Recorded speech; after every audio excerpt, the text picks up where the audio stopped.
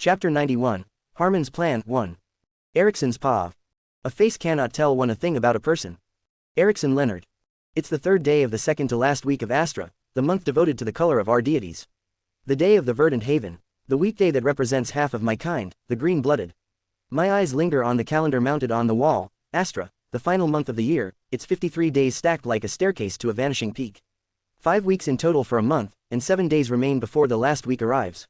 And once the final minute of that final day ticks into nothingness, the great golden moon will vanish, swallowed by the sky. In its place, a smaller, burning one will rise, red in color. Rhea, as it always begins the year. Unloved, uncelebrated, and forgotten, especially by those of the higher colors. To them, Rhea is little more than a passing shadow, a footnote in celestial rhythm. I stare at the golden moon instead. It looms large outside the high windows of the Order's headquarters, immense and indifferent, glaring down like a watchful god. Its glow presses against my eyes, and I feel its judgment. Even in their absence, the golds remain superior.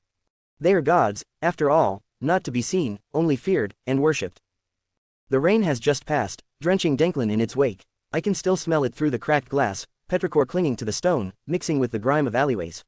The sky has begun to shift now, from violet to indigo. Soon, the raven wings of demon-born dusk will fold over the city entirely. I rest my forearms against the window ledge, letting the chill seep into my bones. It grounds me. And still, my mind returns to her. Elena.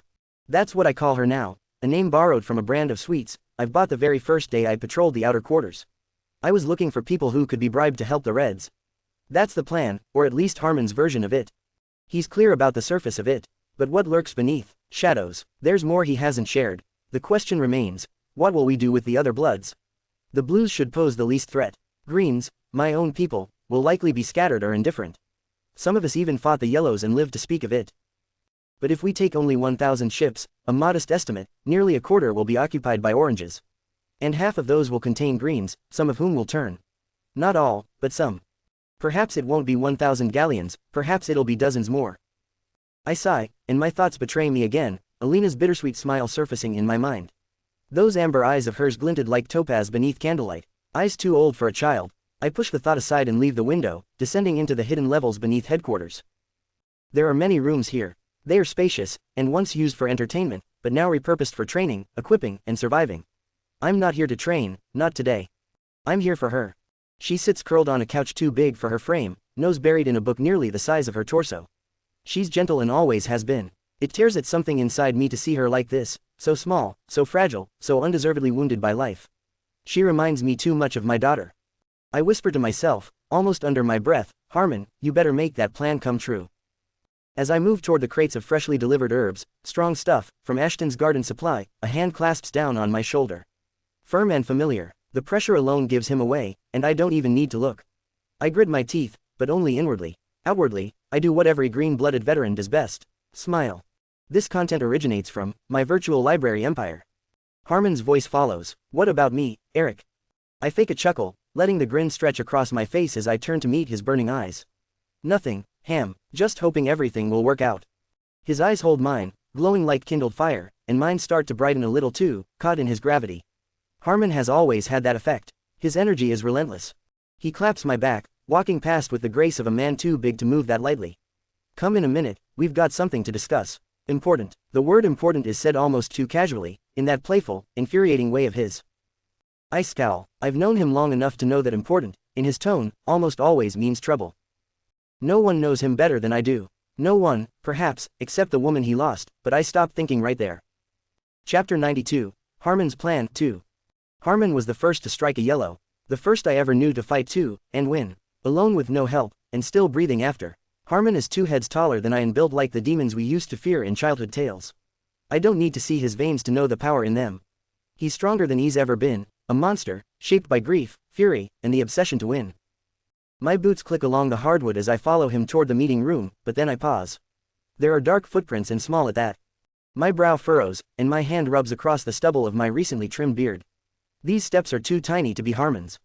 Elena, I call quietly, but I get no response. Has she gone out? Even now, calling her Elena feels strange in my mouth. I once asked her for her real name. It was during a calm night, one of the rare ones, when the sea was still and the ships moved like silent ghosts. She refused, saying her old name reminded her of her parents, especially her mother. So I took her at her word and never asked again. If she ever wants to tell me, I'll be there to listen. She's still sitting there when I return. The book opened in her lap, her little hands holding it steadily, eyes wide with excitement. She turns, smiling as she sees me. Eric, she beams. This book is amazing. The princess is going to be saved by 3 different princes. But one of them's not even really a prince, and the other proposes in. Her words spill out like a river, and as much as I'd love to listen to her unravel the entire story, I can't stay. I crouch, hug her briefly, and she hugs me back without hesitation. That always breaks something in me. I'll be back in a minute, I tell her. The boss wants to talk to us all. She nods, her smile faltering slightly. Her head dips, the energy dimming, but not gone. As I walk away, I call out over my shoulder, and don't go walking the streets alone. I flash a wink, half turning, and catch her shy smile before I'm gone. Her shoulders rise, her head ducking, retreating into her neck like a startled bird. And once more, I smile from the heart. It begins with Harmon, who opens the meeting with his usual composure, delivering the latest updates from the past few days. We're gathered around a large round table, not the stiff and formal kind from the main stage, but one that's comfortable enough to stretch our legs under. I shift slightly, letting my knees relax beneath the table's solid wood, eyes scanning the others seated around me as Harmon's voice fills the room. According to him, the last couple of days have passed rather smoothly. Out of a total of 1,347 meetings between our sailors, those who coordinate the halts and deliver the narratives on each voyage, only 4 handfuls of encounters ended in death. I've yet to earn the pleasure of causing such outcomes myself. That burden, or honor, lies with Grimm, Valea, Lenny, and Harmon himself. 3 heads credited to Lenny, 2 to Harmon, 1 to Valea. The rest, Grimm. Everyone glances at the scarred man, and Harmon tries to brush past the detail quickly, but Grimm simply shrugs, entirely unbothered. Sighing, I catch that damned grin of his, the one he makes no effort to hide. Can't stop what I can't stop, Grimm says, his voice gravelly and flat. Visit my virtual library empire, * for more. No one pushes the matter. No one wants to. That's how this works. Don't ask, don't look, don't flinch. Instead, the room's focus returns to Harmon, our leader. I stretch out my legs beneath the table and keep listening as Harmon lays out our next steps. His attention, however, shifts to Aston. Our money pig, as Grimm likes to say. There's a ripple of laughter. Even I allow a corner of my mouth to twitch.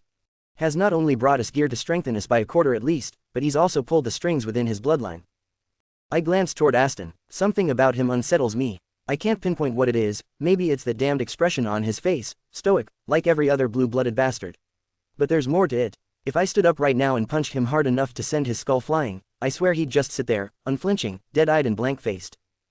Then he smiles. It's subtle, but it sends a chill down my spine. I don't like him, not even a little. Harmon raises his voice slightly, snapping me from my thoughts. Thanks to Aston, we now have the means to relocate the enslaved, to rescue them and deliver them to an island buried in the dark sea. A hidden place, though not invisible to radar. It's a dead island between the continent of death and the continent of Earth. Chapter 93. Harmon's Plan 3. Harmon lets the words sink in. If not for Aston, the bribes wouldn't have worked. You all know how hard we've worked our asses off to win over the low-blooded blue sailors and navigators. That money, Ashton's wealth. He pauses to let that truth anchor itself. Now, we can redirect the Reds, all of them, to this island. It might be mistaken for the Earth continent itself. Broad in scale, but it's just a mountain on top of an island, which is too big. A great empty stone like Earth. My eyes stay locked on Aston and his ever-silent companion, Arthur. Then suddenly, as if summoned by ritual, Vis moves. Just like the first time I saw him do it, he slices open his forearm. His blood flows freely, thick and green, forming a contrast that catches the flickering light of the candles and oil lamps in the room. With practiced ritual, he speaks the words of dedication to Oya, the goddess of his kind and half of mine. The blood spreads like living paint, forming an image, a crude but recognizable representation of Hemorian, this world. The so-called island in the dark sea, Harmon announces, we shall now call Ruby. It lies directly on the new shipping route. As of today, every vessel sails that course. His voice, filled with conviction, casts a weight over the room. Harmon reaches out, gliding a finger over the blood-formed map. He points out the key landmarks, the continent of the Imperial War, the Violet Seas, which is on the top, the continent of death below, Elysia further down, and nestled within Elysia, Zentria, the kingdom we're currently in. Off to the right lies Earth. By comparison, Earth is nothing but an egg beside the giants. Harmon traces a line from Elysia to a cluster of much smaller islands, 1/4 the size of Earth. Ruby will be our sanctuary, he says. But first, we have other business. He presses his thumb and index finger together, gliding them from Ruby back toward Elysia. He spreads them outward, a snap of sorts. The map zooms in, revealing Denklin, the capital of this kingdom. Somewhere in that sprawl lies our headquarters. The map is massive, the size of a horse-drawn carriage floating midair over the round table. Harmon's hand covers the largest district with ease. He starts swiping to change locations rather than zooming in, and then he speaks again. The moment hangs heavy. Now, the next mission, the one that will bring the entire plan to life. He says the words, and the silence explodes. You gotta be kidding, boss, Evelyn, Dylan, and Leonardo say in unison. Grim and Valea trail behind, slower on the uptake. Vis stays focused, blood flowing from his arm as he holds the image steady. Short and solid Lenny tilts his head like he missed the point entirely. The only ones unaffected are Aston and Arthur. Amber speaks up, and I'd nearly forgotten she was even in the room. There are just too many of us packed beneath this suffocating roof. Sweat gathers on my skin, and my thoughts drift to Elena. I want to be above ground, with her. What's our business with their highness? Amber asks. Harmon finally locks eyes with me, then, however, turns to the blues. We're going to assassinate the head of the royal family, Harmon says, calm as ever. We need to throw this kingdom into chaos, cause a collapse. While the other nations feast on their bones, we move quietly, saving the reds. Strands of hair, blonde, unlike my natural color, fall over my eyes. A disguise, necessary yet foreign, brushing down over my gaze like an insult. This is a sample from my virtual library empire. Read the rest on. Brilliant, Leonardo mutters beside me, his voice a low drawl soaked in sarcasm. His hair's tied back, sleek in a disciplined ponytail, just like always. Indeed, but let's be clear, we aren't just walking through the front gate to wave hello, slit a throat, and bow out with a farewell. This isn't theater. We're talking about assassinating a king. It has to be done in silence, not spectacle. Otherwise, the whole message dies with him. Harmon's words hit the table like stones in water, ripples of tension spreading outward. Across the room, Harmon's eyes stay fixed on Aston, unblinking, unreadable. His expression doesn't change. Then, without warning, he smiles. Not with his eyes, not with his heart, just teeth. Orange gums bared in a broad, almost unnatural grin, a predator's grin. Aston, he says, as if it's a casual matter, you will attend the gala, and you will kill Robertson, the king of Zentria. Chapter 94, Harmon's Plan 4. The air is stripped clean, and everyone freezes. No words, just that sudden vacuum of disbelief. Pardon me, Aston says, voice steady but laced with quiet disbelief. He's as stunned as the rest of us. This isn't just some mission. This is the mission. This room, our so-called headquarters, holds the strongest warriors on the continent, second only to a rare few, yellow-blooded. Many of us here, me included, have slaughtered those false gods, exposing their golden blood for what it is, the same damn fluid, just a different shine. Once, they called themselves divine. People believed it, idiots. They saw gold and heard salvation. I don't laugh at that memory. Not because it isn't absurd, but because there's nothing funny about it. Even the weakest of our green-blooded could crush a royal guard, assuming those guards bleed orange. If they bleed green, the weakest of us could take 10, maybe more. But we'd win. Even that thick-skulled, short-bladed idiot Lenny could do more in a real fight than one of those pompous noble statues. For the first time in this entire cursed meeting, I let my voice rise. In all honesty, Ham, what the hell are you playing at? I glare across the room. You're sending a blue-blooded to assassinate the king in a palace swarmed with royal guards, and that under constant surveillance. But as the words gather in my throat, Harmon's glare slices clean through them. One heartbeat of eye contact, enough to paralyze a man, and then his smile returns. Calm, cold, and calculated. Eric, he says smoothly, I understand your concerns. Truly, but Aston is the only one capable of this. Hell to Valhenna, he's the only one in this entire chamber who can do it in silence. Eyes shift back to Aston. He doesn't protest, doesn't blink, doesn't even breathe. He just sits there, chiseled and unmoving, like someone carved him from stone, a statue, a relic, like a weapon waiting to be unsheathed. His lips curl slightly upward, not a smile, but something colder, quieter. Resignation, or perhaps control. This chapter was made possible by the Asterisk community. Spit the plan already, old geezer, Valea snaps, the youngest among us. No patience, no reverence. Harmon doesn't flinch at the insult, though a vein pulses beneath his jaw.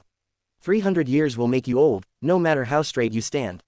He's twice my age, twice the battles, twice the ghosts, but like me, he has lost everything. The gala, Harmon begins, his tone sharp and decisive, takes place at the estate of Alicia's founding lord. Attendance is restricted to blue-blooded nobles, no exceptions. He nods toward Vis, who lifts a hand and wipes the glowing green map from the table. In its place, the light dims and sways like water, and Vis's pale face floats above the surface like a drowned thing. Aston is the only one here, Harmon continues, who not only carries noble blue blood, but also possesses the ability to disguise himself, like half our green-blooded do. He's already been administered the formula. He pauses. Unfortunately, we've run out of the necessary herbs, none of the leaves from the tree of the hanged men remain. The rest of you can't transform your blood color. Am I wrong? Silence stretches like a blade, and he gives everyone whose blood runs green a look.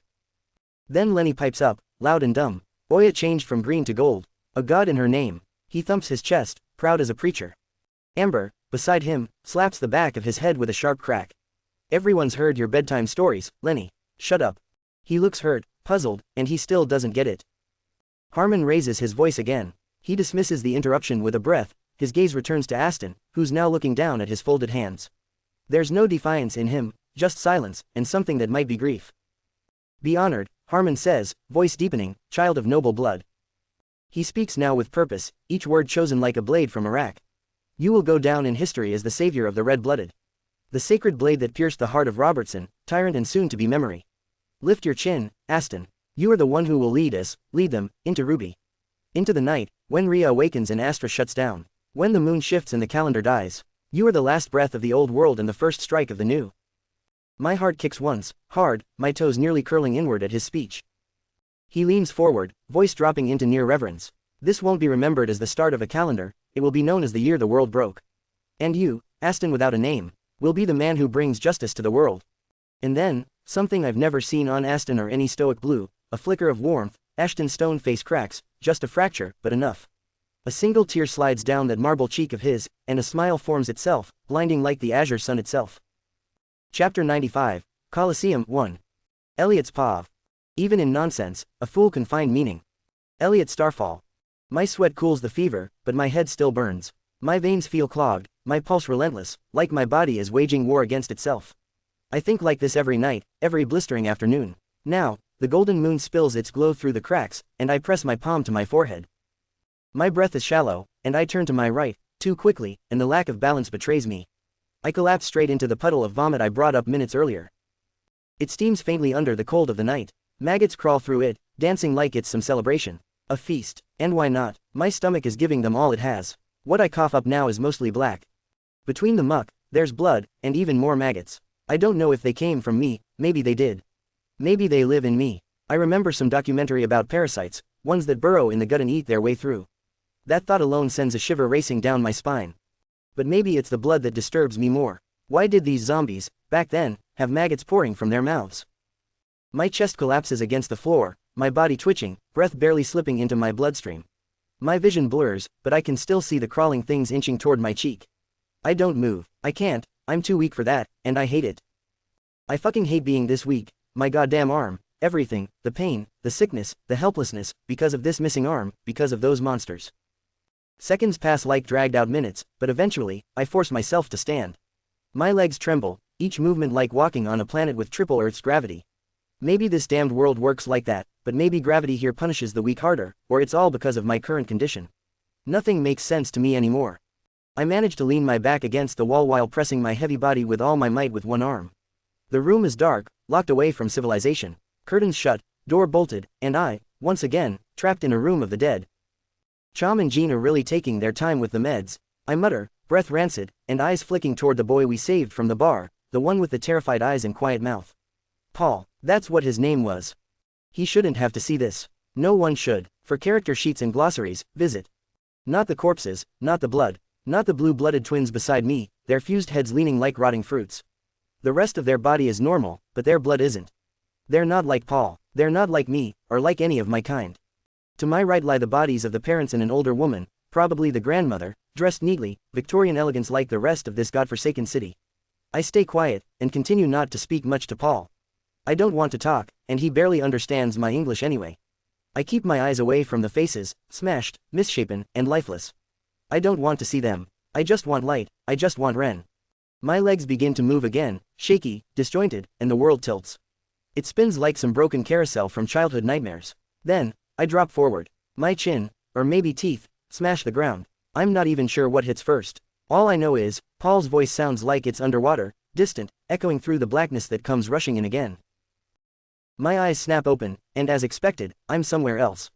Not the room, not with Paul, not with the rotting dead or Chom and Jean, who promised medicine. No antibiotics, no corpses, just me, again, alone in the void. That's what I've named it. There are no walls, no floor, no sky, just the vast and dark territory of an abyss. Nothingness, but not true nothing, because after all, even nothing is still something. I float, suspended in this quiet hell. No up, no down, no time. The first time I was here, it felt like hours had passed, but when I returned, barely a minute had gone by. Time isn't real here. I've accepted that. Maybe I've accepted too much, maybe I've gone insane. No, I'm far past insane. I've already lost the light, I'm something else now. Something that lives in the in-between. And just when I start to think, take me somewhere, just somewhere, the light hits. Red, bright, searing crimson. It burns my eyes, but I see through it. A gateway of scarlet fire, a holy inferno, like the mouth of a god. But beyond that brightness, again, nothingness. Only this time, the black is gone. Now it's the color of rotten blood. Chapter 96, Colosseum 2. I'm not floating anymore, I'm standing, looking through the bright room with puzzled eyes. My brow twitches, and my feet touch thick and sticky liquid, all crimson red. Blood. I walk slowly, trembling. The world doesn't spin this time like a carousel, it folds, as if my skull is spinning, dragging the world with it. One heartbeat becomes a full day. Then I hear it again. Golden Reaper. The voice slams through my head. Twisted, crooked, too real. He has long been dead. As I am, it bores into my skull, shattering any sense of balance I have left. Your vengeance has driven you mad. You've fallen so far from morality that there's no difference between you and the other bloods you despise. My temples ache. I press both hands to my head, stumble forward, skin sliding through the thick red water. I catch a glimpse of my reflection, bare knees, naked feet, ribs jutting out like broken blades. The vision distorts again, fog, crimson fog and darkness. Then that smile, that cruel, fucking smile. Golden Reaper, Elliot, farewell. My heart collapses, my entire world crumbles at once. Falling with my face first, I hit the ground, blood splashing all over my body. Or maybe just my soul does, and still, I remain here. Trapped in this prison, not black anymore but red. My body lies motionless, face down. Minutes, hours, I don't know, I make no sound, it makes no sense to me anymore. Nothing makes sense, ever did. Not this place, not the voice, not the visions. I slam my fist into the ground and freeze. I feel it, no Tefrumtheater. Always check asterisk for corrections. My arm, my right arm, it's back, my lost arm. I slam it into the blood-red ground, and it hurts. More than metal would, but I hit again, and again, and again, with no break in between. Then my forehead. This voice, this goddamn voice. I scream it 3 times, louder each time. My voice shatters the silence, and I punch until I should be bleeding. But there's nothing, no wounds, no blood, no bruises. Only this cursed red ground splattering into my face. It looks like blood, but it's dry. Dead. Standing up, I feel no shaking from within. No trembling. My body feels solid, but heavy, like I'm carrying mountains. Whoever's here, come, I roar. My voice burns in my lungs. You goddamn fucker, come the hell out, or I'll fuck the shit out of you. I scream louder than what a human throat should manage, my words not being thought twice about before spreading them into nothingness. Silence. The only sound that follows is the echo of my steps, hollow and repetitive against the emptiness I walk through. 1, 2, 3 steps, then I stop. What else did I expect? God showing up and saying sorry? The devil, maybe, or some other being who accidentally burdened me with these banal visions. That this was all a cruel prank and I'd wake up in that shitty room years ago, beside Ren. How incredibly stupid, how naive, how utterly pointless these thoughts are.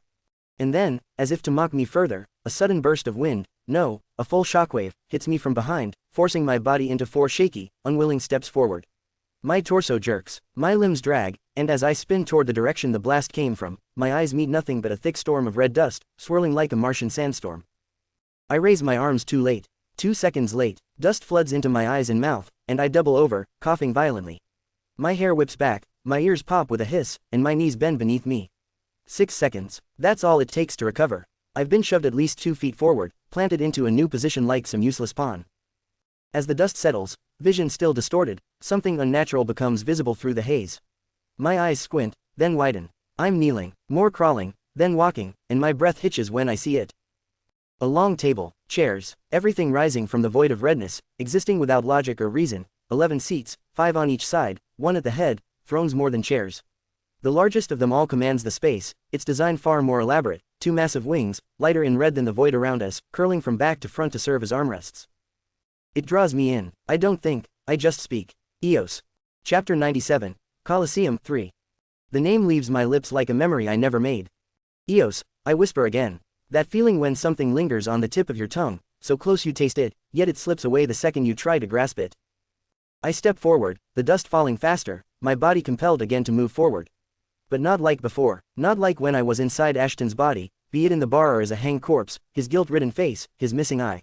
His pathetic, drooling sobs, as all he believed had crumbled into dust. This time, I walk willingly. My shoulders tense, spine stiff, but the motion is mine. Just one step from the table now, maybe 30 feet long in total. I press my hand against the surface. Red. Suddenly, my body erupts in color. Not flames nor pain, just a transformation. It begins at my fingernails, tiny spike-like points crawling over my skin. Not beasts, not parasites. Just the color red. My nails vanish and veins fade. My hair is gone, and wrinkles erased, as if my body is being painted over with layers of scarlet. Thick, solid, and dry. I run my hands over my arms. No wetness, just smooth, red flesh. I look down, noticing the scarless body, the featureless skin. My nipples, my navel. Gone, all gone, just red, dawn red, scarlet. My thoughts ignite. Eos, goddess of dawn, of hope, of blood, of red. But the name only raises more questions. Why the hell do I know this now? I didn't even know it when I told Jean my name was Eos. I hadn't thought about Greek mythology in years, if ever. But here it is, now, clear as fucking day. Still, none of this answers anything. I glance down at my right arm, then mutter, my goddamn right arm is intact. And my voice sounds unlike mine. Raw and deep, kind of distorted, as if having a bad connection, even though the words are clear. More questions, no answers. I begin walking along the table, trailing my hand over its surface. It's smooth and hard, decorated with symbols, pupilless eyes, embedded in some kind of repeating pattern. A shiver crawls up my spine thinking about it, however, I don't know why. Then my fingers hit something. A crystal, clear, and polished. It's positioned directly in front of the first throne on the right row. There are 11 seats in total, 5 on each side, one at the head embracing itself with wings. I barely have time to process it before everything shifts again. The already overwhelming red burns brighter, then becomes incandescent. Radiant, red like light itself, bordering on white. It consumes everything, every particle, and every corner of this place. Skyred, it blinds me like a sun, but one I have never seen before. The crystal hums, moreover, pulses like blood in the tact of my heart. Wind bursts from it, blistering hot, licking over my skin like fire. I barely have time to react before I'm thrown again, no, not physically. My body is gone, I'm trapped, again. My hands rest motionless, numb, but they are present and real. The room is dark, not void dark, just dim, but my first instinct is panic. Am I back in the void? No, this is different. I can feel my body, and I can feel emotions. Anger and fear, crushing, suffocating fear. Pain rises as this body, not mine, moves its legs. I groan silently, but this body's mouth releases a sound, a whimper, a growl, and finally a choked cry. Water pours down this face. Tears, salt on a dry tongue. It's all real and tangible. Grief I've known before, like back on the ships, when I was imprisoned with the others. With my brother. But I'm not in control. Not unlike that red palace, but like back in Ashton's body again. I am just a presence now, a mere ghost in the shell. Watching through someone else's eyes, hearing through someone else's ears. Feeling everything, but hearing nothing from the mind that owns this body. Suddenly, my head slumps forward, chin pressed against my own chest. It feels wrong, terrifying, but the strangest part is how quickly I accept it. This place, this body. I don't even question it as deeply as I should. It takes only 10 slow, measured breaths, and I begin to feel synchronized, as if I belong here, as if I belong to this body, just like I did with Aston, the hanged man. Chapter 98, Colosseum 4. But I know nothing of this body's memories. I don't know who he is, where he is, or why I am here. Still, the light ahead draws my attention. It floods the darkness in front of him, and by extension, me. My pupils shrink violently as a single rectangle of golden brilliance cuts through the shadow, slicing it in half. A door, a massive door. And without warning, this body panics.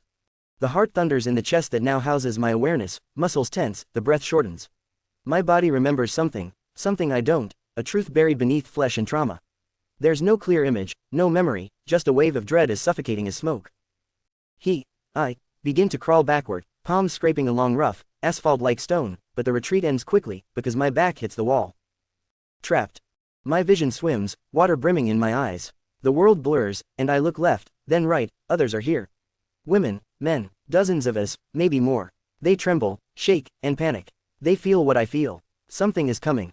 I know it, not logically, but instinctively. I don't want to remember, I don't want to see it, however, another part of me, a crueler part, is drawn to the light, compelled by it.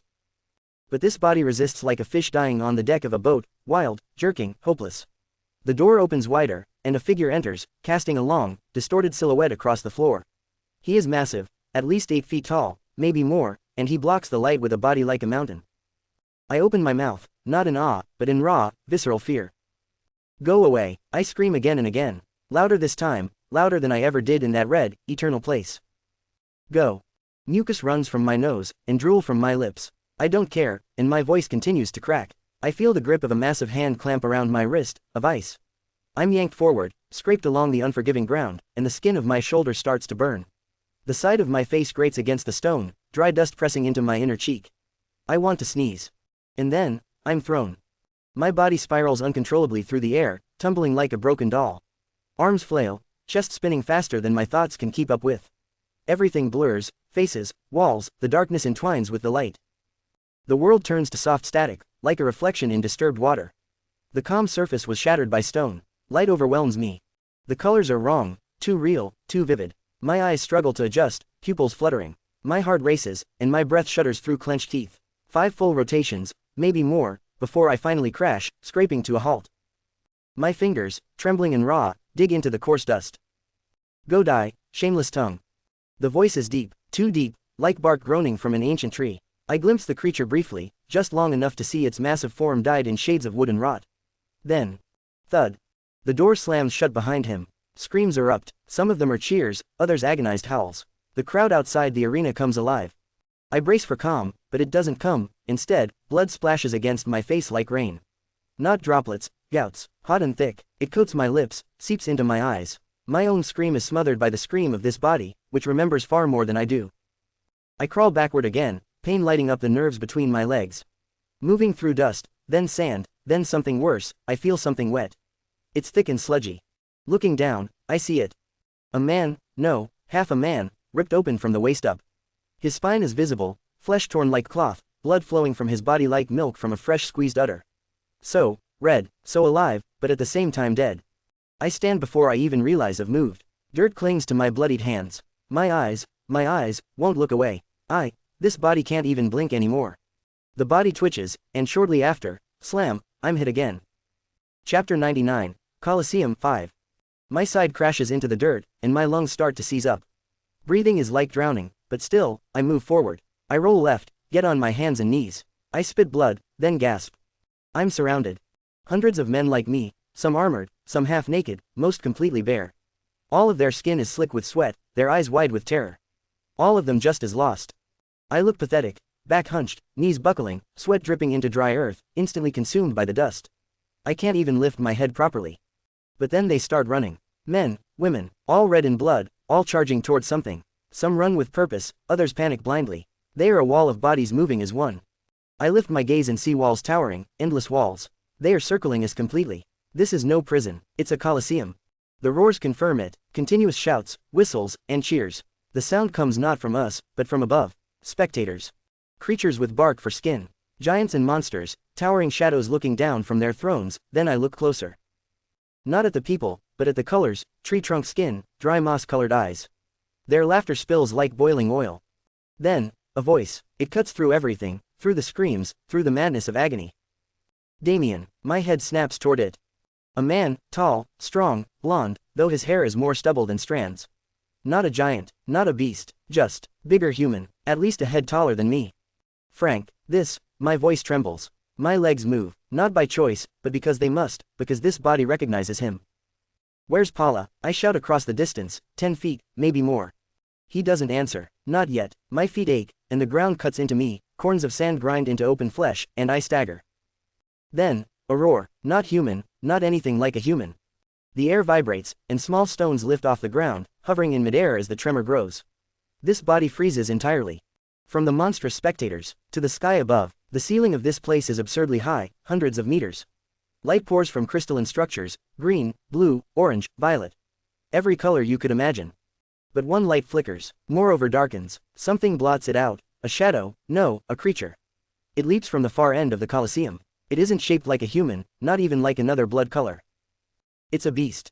It lands with a quake. Its body is feline, too feline. All muscles and murder, claws like sabers and teeth like stakes. It roars again.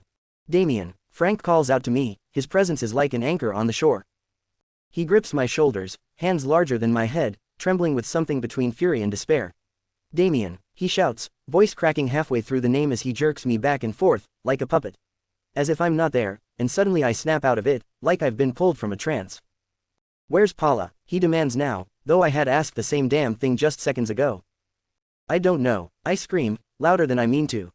He doesn't respond immediately, his face is still, but then the tears pour from his eyes, as if the weight of it finally crashes down on him. Yet his grip on me doesn't loosen. Not one bit. Get your ass out of here. Wait in the back, he growls, not harsh, not cruel, just tired. Just worn. I see it in his face, the way it cracks. He loves her. Paula, whoever she is. No, I know her. Do I? But none of this feels real to me. None of this is mine. This emotion, this moment. It's like I've been dumped into a body that moves according to his barked orders, and now I walk, legs obeying while my mind reels. My eyes drift across the flood of humans packed into a loose line, panicked, disorganized, barely holding themselves together as they suppress something primal. I step backward, my vision fixed ahead, even as Frank yells at someone else. And then it catches my eye. At first, it looks like a massive cat, too big to be true, but no, this isn't just a cat. It's something else, a lion, but not even that. A beast with a mane the color of dried dirt, paws the size of heads, claws thicker than fingers, 4 of them, each curved like butcher's blades. And its mouth, it drips with red blood. It hisses, low and sharp. The sound sends a shiver down my spine, and in the end, my hair stands on end. No, he pisses himself, but I feel the pain coming from it. Chapter 100. Colosseum 6. I don't piss myself out of choice, not even out of fear, but out of shock. And shame follows like a shadow, a heartbeat. 2, 3. Then laughter. A whole damn quarter of the stadium erupts in cruel amusement. At me, this body collapses to the ground, hands slapping against cold, sticky stone. Pathetic. The creature leaps 10 meters, at least, but it doesn't come for me, it goes for Frank. He's 20 meters ahead now. The lion thing stretches out its tongue, landing with a crash so loud I feel it in my spine. Feeling my insides vibrate, I crawl back like a worm, slipping, scraping. Why does this feel familiar?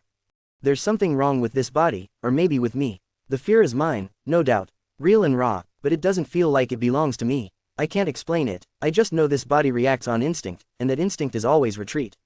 Always fear. I feel it all, every damn ounce of it, and it disgusts me. I'm pathetic, helpless, a bystander in someone's skin. Frank dodges the creature's slash, barely. He shouts something back, but I'm too far away to hear. The crowd has gone silent, except for the scattered whistles. The screams. Their laughter's gone, replaced by morbid fascination. They're entertained. One man versus a monster. One human against something not human. Tears blur my vision, they fall without permission over my naked body. I can't do anything, I whisper, voice cracking under the weight. I'm too weak. I try to scream, but it comes out broken, merely a whisper, even to myself. Blood smears across my limbs as I crawl over pools of it. Not my blood, someone else's. Or maybe multiple people. I stumble against a wall, cold and slick. I don't know how long it's been. Seconds, minutes. Frank is still fighting. When my eyes find him again, it's right as the beast swats him aside like a toy. He flies meters, his body flailing. The lion thing doesn't wait, it searches for new prey immediately. The Colosseum stretches far, hundreds of meters, maybe more. I can't measure properly, my head is too foggy and numb to concentrate. Then it charges into the masses. No hesitation, and my kind starts to scream, to scatter, try to flee, but they're too slow. The creature tears through 2, then 4, then another 3. Limbs rip, and blood sprays. Chaos consumes everything. I glance back at Frank. He's far right now, maybe 50 meters away. He's stirring, and that barely. The screams won't stop, and it's not the noise that gets me. It's that final scream, the one someone makes right before dying. That's what gets under the skin, that last cry of knowing it's over. That's the sound of horror. I move, crawl, and stumble toward Frank. Behind me, the massacre continues, but I don't look back. I can't. When I reach him, I finally see what the others were doing. Around the edge of the mob, some of the survivors have taken down a smaller version of the beast. A cub, maybe, and they're not mourning. They're not scared. They're looting it. Tearing at its flesh, its fur, its teeth. Like scavengers, some claw for pieces of ear, others for bone or tongue. It's grotesque, but it's what they've become, what they need to do to survive in this place. A thunderous crack echoes across the Colosseum, and I don't flinch, after all, I'm numb. I just kneel beside Frank. His body is wrecked, bruises blooming like ink under his skin. But what hits me hardest is the bite mark on his side. Not deep, but bad enough. Blood spills freely, dripping like a broken faucet. "Why, I stammer. He shakes his head. "I'll make it, boy." Then he coughs, hard and wet, pain etched into every twitch. My hands curl into fists. I told you, He growls, cutting me off, I'll make it. Just be quiet for God's sake. His voice isn't warm, not comforting anymore. It's sharp and commanding, the voice of someone who must survive, who has no space left for pleasantries. This body lowers his head, and still, I can't help but think how pathetic all of this is. But what could he have done? What could I have done? Nothing. Still, pathetic. Beep. Suddenly, a trumpet-like sound erupts, sharp, metallic, as if the sky itself is cracking. The cheers in the crowd twist into boos, a wave of contempt crashing over the Colosseum. The heavy doors, closed for what felt like minutes, maybe longer, now creak open.